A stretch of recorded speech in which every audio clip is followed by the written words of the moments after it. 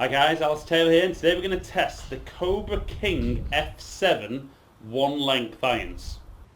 So we can see the 5 irons, a hollow design head, but we move into the 7 iron and the 9 iron, got the slight undercut cavity, making them very forgiving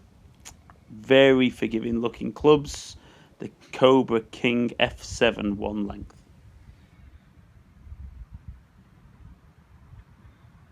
So, a couple of days ago, yesterday maybe even, I tested the Cobra King forged one length, and obviously if you've watched that video already, you'll be aware the idea behind this technology is that every single length iron is the same length as a 7 iron. So in these, I've got 7, 5 and 9.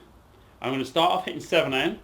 We're going to hit 3 real balls, kind of into a green on GC2, kind of give you guys a bit of feedback as to how the technology works and why or if it works. Whether this is something that maybe you should be trying, or maybe you're very comfortable with your traditional irons that change ½ inch per club. But the idea being, if we can set up in the same way, it makes us more consistent with how we're able to swing, how we're able to strike the ball, and then as long as the technology in the design of the clubs gives us that 10 to 12 yard gap from iron to iron, in theory this should work fantastically well for everybody out there. So, a little bit about the technology then. Because the clubs are all the same length, what we notice is as we get into the longer irons, they're obviously shorter than normal.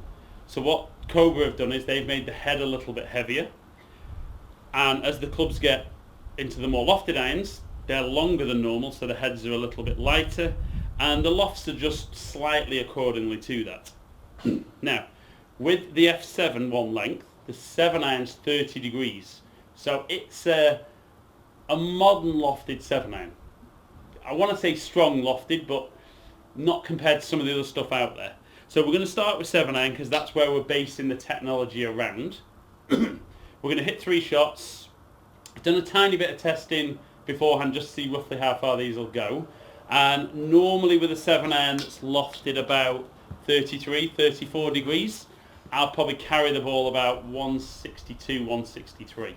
So I'm expecting carry to be about 170 with this club. So let's get set up. And obviously when you set up to the golf ball, nothing feels different because this is just a standard 7 iron. So I'd set up very much as I would normally for my 7 iron and just try and put a normal swing on it. Maybe felt a tiny bit heavy and pulley, so not a good one. And we see I've missed the green left, short left. Okay, so the theory being the F7's the forgiving club, so I probably shouldn't really count that in averages, but it was a shot and that's what happens on certain shots. So we're going to set up again, 7 iron. I'm going to aim just slightly right for my little draw. There's a much better strike. Still turning over a little bit more than I would want. But pitching on the green. So 172 carry. So let's go one more with 7 iron. Again, we're going to aim down the right and just hit my little draw. Again, maybe just turning it over a bit too much.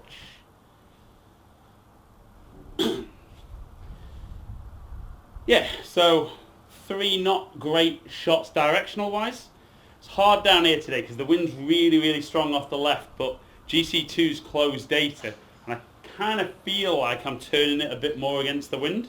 But let's go from 7 iron into 9 iron, and this is where we start noticing how the technology changes. So obviously I'm used to a 9 iron being an inch shorter, as a lot of you will be. Just need to pull that green a little bit closer as well, so let's move that to say about 150. So certainly when I pick 9 iron up now, it feels long. As I showed the other day though, you know, I can pick the 5 iron up for example. Just feels really, really different to pick a club up with a 9-iron loft that's that long. But again, just set up as though it's a 7-iron, and then just try and put a better swing on it than I did with the 7-irons. So I felt a really nice strike. Again, just turning over a touch, pitching around 140. So a little bit short of where I would have maybe expected. So again, we're going to go second shot with a 9-iron. Need to get one on line with the flag. So again, another really decent strike. Almost the same line as the first one, just pitching a couple of yards longer. And then one final one with 9-iron. Almost feel like I'm going to have to hit this at the camera. So if you're watching, don't panic, it's not going to be that close.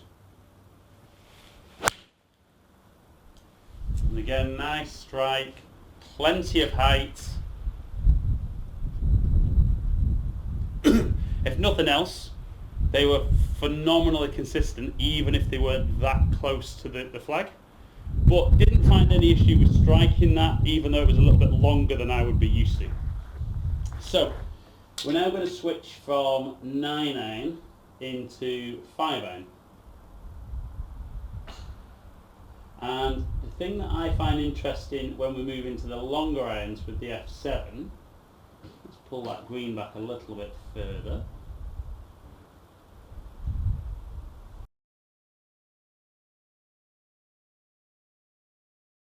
Is when we get into 5-iron, we're now looking at something that's kind of more of a hollow head.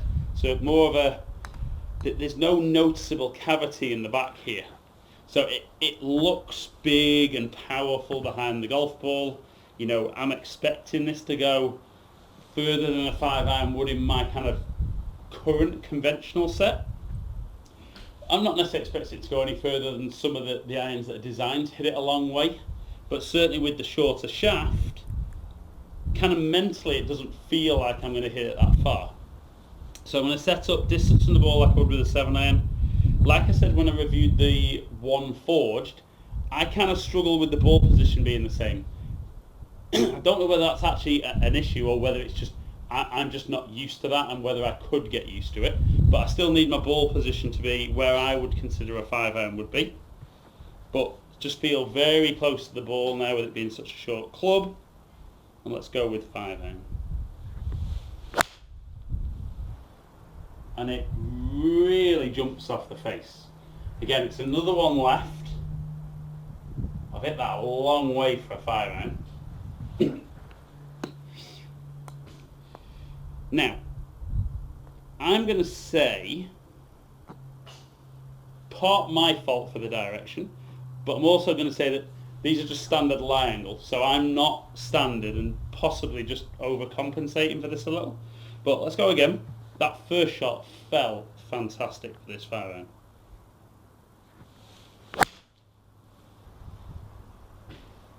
Didn't feel quite as good a strike, and it's in the same place. But considering the contact wasn't as good, you know, a really, really good distance on that shot. Okay, let's go one more with 5-iron, and let's see if I can hit the green. Okay, so we're going to aim a little further right again.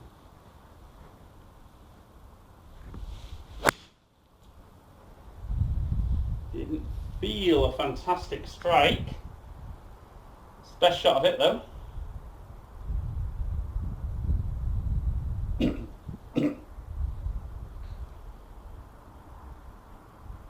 So yeah, carry was down a little bit there with the strike not being quite as good.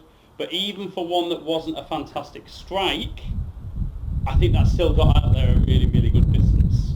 So guys, let's look at some numbers for the Cobra King F7 one-length irons, just with 5-iron, 7-iron and 9-iron for now.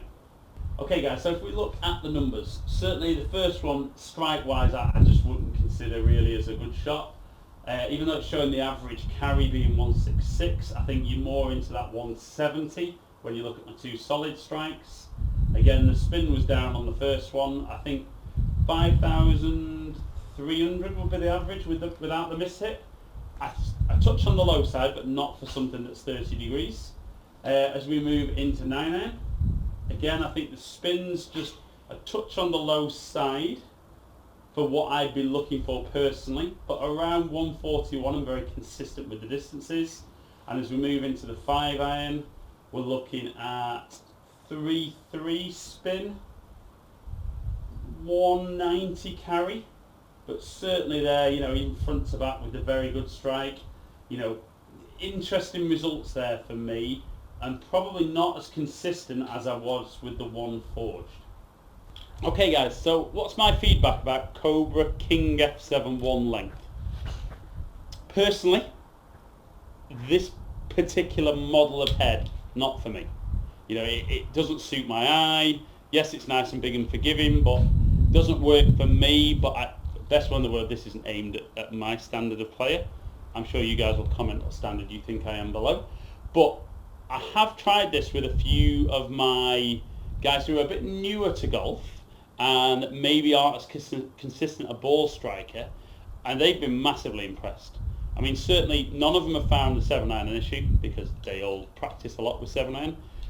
A couple of them found the 9-iron took a few shots to get used to, but the biggest thing for me was when the guys got 5-iron in the hand, they were just amazed how quickly they could strike it and see a difference in the distance. I think a lot of guys, and you might be one of them, kind of go with 7, 8, 9, and they see a 10-yard gap, but they go 6-iron, 5-iron, 4-iron, and they all seem to go the same length as a 7-iron. If they can get the ball in the air, that's then down to the fact that they can't strike the club consistently, and certainly for me, the one length shaft will definitely help for that consistency of strike. So guys, comment below, let me know if you've tried any one length product. If you have, is it already in your bag? If it isn't, tell me why, and be honest, because I think it's a great idea, but I'm not wholly convinced that guys who have had a number of years playing conventional stuff will be willing to spend enough time to get used to the fact that it feels different. You know, but I think it's very sound technology. My worry is, as I said in my previous video, will there be enough places where guys can try one length? And it's not a case of being fitted around 7-iron, because the 7-iron is no different to anyone else. It's then a case of you need to be able to hit the 4-iron, the 5-iron, the 9-iron, the wedge, so you can really see the benefit in the technology. Let me know, like I said though guys, I'll get back to as many of you as I can. Subscribe to the channel if you don't already. Hopefully catch up with some of you guys down in the future. Stay in contact.